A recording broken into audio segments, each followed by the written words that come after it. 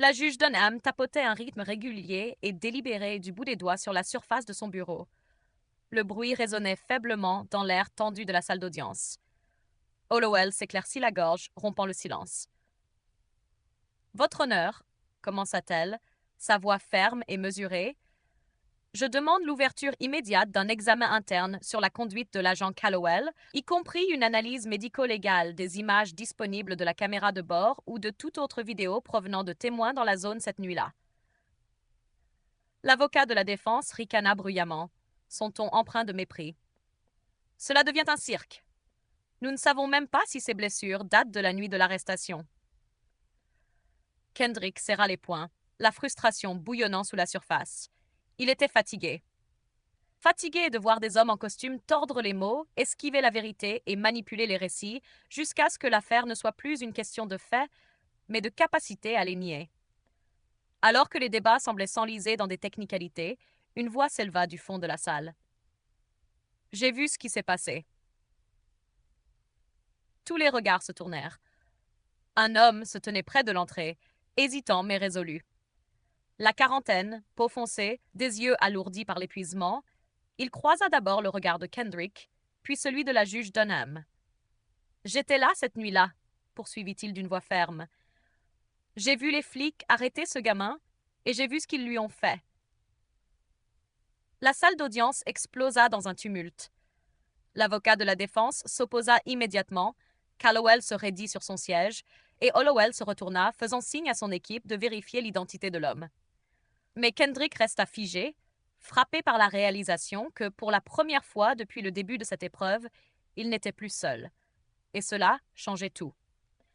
Kendrick retint son souffle tandis que l'homme restait planté au fond de la pièce, les mains profondément enfoncées dans les poches d'un blouson usé. Il jeta un regard nerveux autour de lui, comme s'il doutait d'avoir bien fait de parler. La juge Dunham brisa le silence en premier. Déclinez votre nom, ordonna-t-elle d'un ton neutre mais autoritaire. L'homme hésita avant d'expirer lentement. Reggie Samuels. Le nom ne disait rien à Kendrick, mais le léger changement de posture de Callowell parlait de lui-même. Hollowell se redressa brusquement, fouillant dans ses dossiers. Monsieur Samuels, insista-t-elle, êtes-vous en train de dire que vous avez assisté à l'arrestation de Kendrick Stokes? Reggie hocha la tête d'un geste net. J'habite dans ce quartier. Je rentrais chez moi après avoir rendu visite à ma sœur quand j'ai vu la police l'arrêter. L'avocat de la défense grogna, se frottant les tempes. Votre honneur, c'est hautement irrégulier.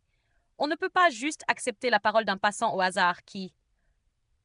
Dunham leva une main pour l'interrompre. Laissez-le parler. La salle se figea de nouveau. Reggie s'éclaircit la gorge, rassemblant ses pensées. Au début, je n'y ai pas trop prêté attention. Les flics arrêtent des gamins tout le temps, non? Mais ensuite, j'ai vu comment ils le traitaient. Sa voix se chargea d'émotion. Ils ne lui parlaient pas comme à un gosse. Ils lui parlaient comme s'ils avaient déjà décidé qu'il était coupable de quelque chose. Kendrick déglutit difficilement. Ce n'était encore que le début. J'ai vu l'un d'eux le saisir, poursuivit Reggie. Le gamin a à peine reculé, à peine bougé du tout.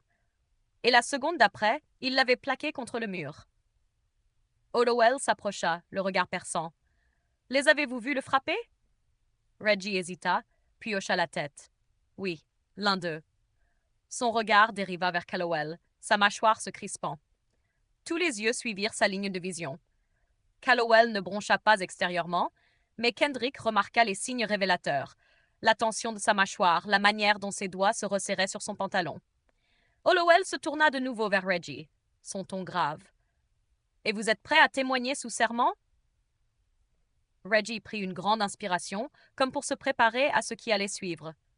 Je jurerai sur tout ce que vous voulez, déclara-t-il finalement, sa voix stable malgré le poids de son engagement.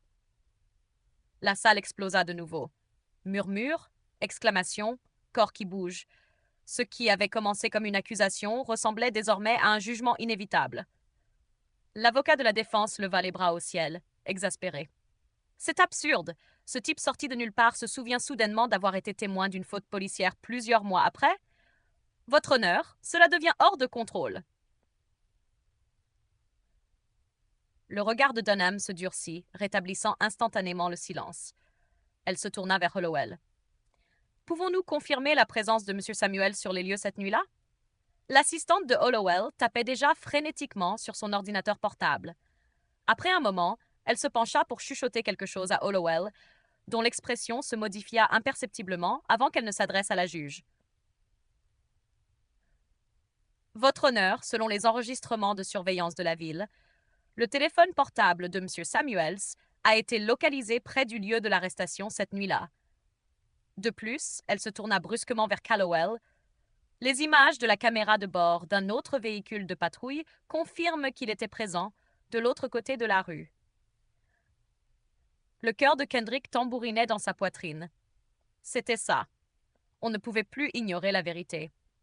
La juge Dunham s'adossa, expirant lentement. Monsieur Samuels, vous serez ajouté à la liste des témoins.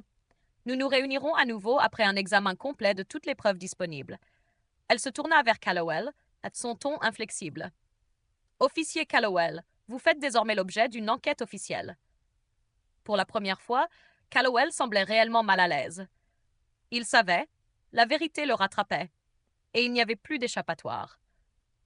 Lorsque la pause fut levée, la salle retrouva son calme, tandis que la juge Dunham reprenait sa place. L'audience est de nouveau en session, annonça-t-elle. Hollowell se leva, son attitude sereine mais déterminée.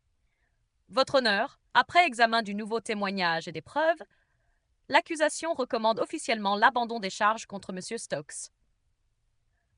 Un murmure parcourut la salle. L'avocat de la défense se renfrogna, mais ne fit aucune objection, réalisant sans doute qu'il n'y avait plus rien à plaider. La juge Dunham se tourna vers Kendrick. Monsieur Stokes, vous ne faites plus l'objet d'aucune charge. Votre affaire est classée. Il sentit sa poitrine se contracter. C'était fini. Mais la juge n'en avait pas terminé. Elle tourna son attention vers Callowell. De plus, en raison des incohérences dans le rapport d'arrestation et de la disparition des images des caméras corporelles, j'ordonne une enquête indépendante sur la conduite des agents Callowell et Denton cette nuit-là.